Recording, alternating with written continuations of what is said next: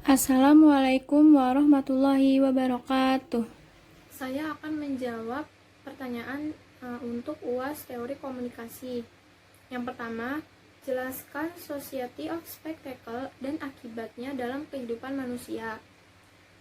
Maksud dari Society of Spectacle adalah bagaimana suatu individu berusaha membentuk citra diri terhadap masyarakat mengenai bagaimana mereka memandang dirinya, dan hal tersebut bisa dalam bentuk apapun.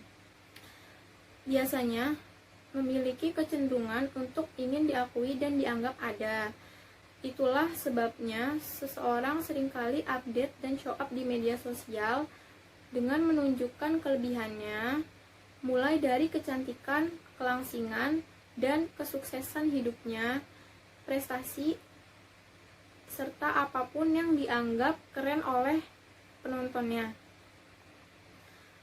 Selain itu, akibatnya yaitu cenderung mengunggulkan dirinya sendiri, misalnya dengan sengaja mengunggah sesuatu di media sosial supaya mendapat like, komen, dan komentar pujian dari followers.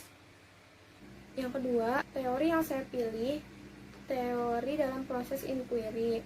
Inquiry sendiri adalah proses terbentuknya sesuatu. Jadi, teori inquiry adalah proses-proses atau bagian-bagian dari terbentuknya sebuah teori. Dalam terbentuknya sebuah teori, ada sifat-sifat teori. Yang pertama, itu abstraksi. Isinya sebuah kategori yang mereduksi pengalaman-pengalaman manusia kepada kategori tersebut. Contoh, misalnya tentang kendaraan.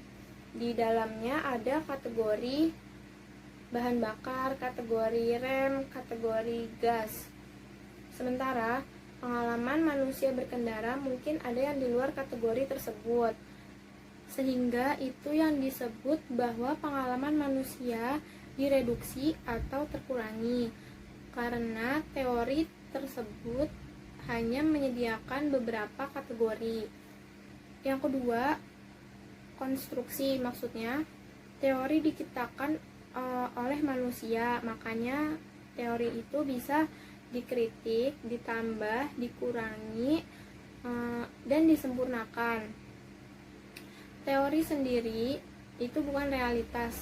Misalnya, teori tentang kemiskinan itu bukan fenomena kemiskinan.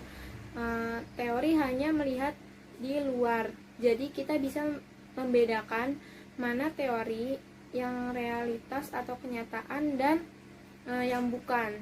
Di konsep ini banyak yang lupa seolah-olah teori itu sendiri adalah sebuah kebenaran. Jadi teori itu bukan hanya fakta yang tersembunyi, tetapi teori digunakan manusia untuk melihat fakta. Contohnya, teori ekonomi mengatakan kalau produksi domestik bruto suatu negara naik, maka kesejahteraannya naik. Tetapi pada kenyataannya ada sebuah negara yang produk domestik brutonya naik, ekspornya naik, UMKM-nya naik, tetapi ternyata angka kemiskinannya juga tinggi.